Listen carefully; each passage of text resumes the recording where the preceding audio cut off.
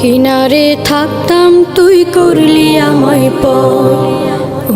নদীরে তুই ভাঙলি আমার ঘর।